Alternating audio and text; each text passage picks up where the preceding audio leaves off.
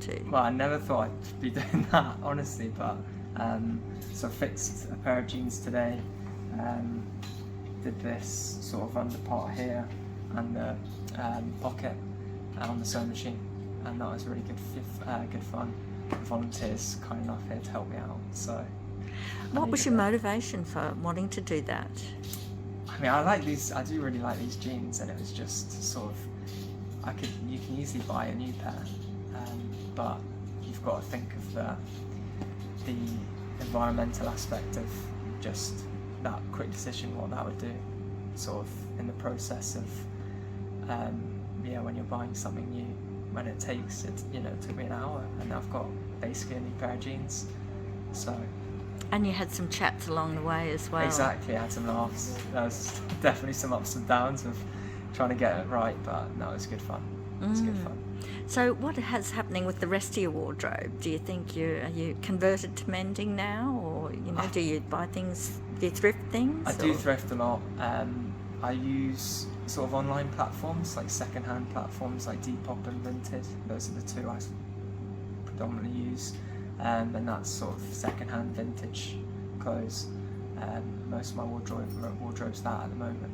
So I do try and avoid sort of fast fashion and where I can. And what's that motivated by? Like, what's the problem there? At first, in your words. At first, it was more style.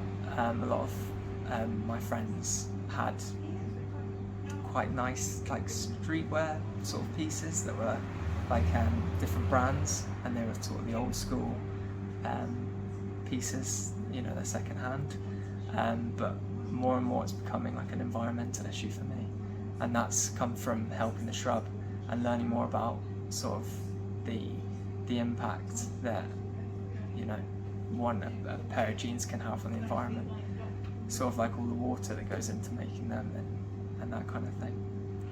And so your friends are operating in this way as well? Yeah, definitely. I've seen it more and more.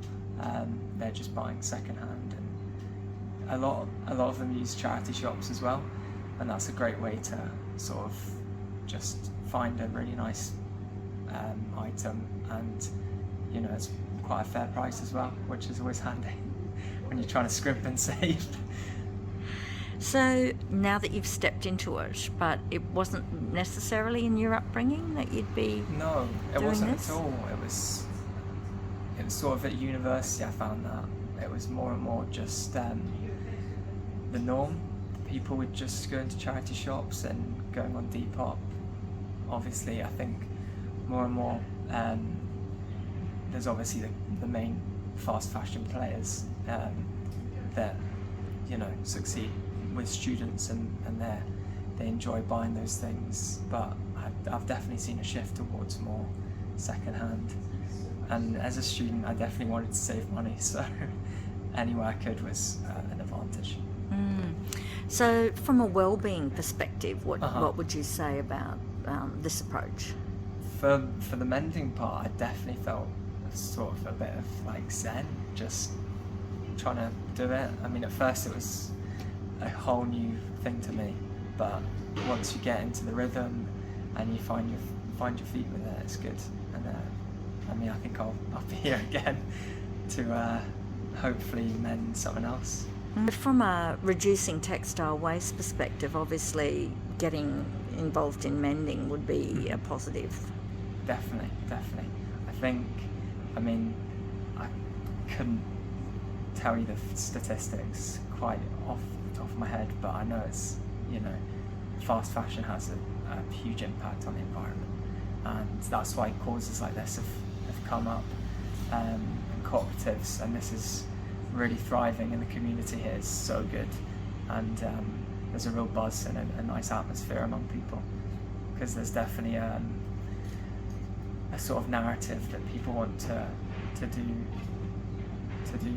good in the world.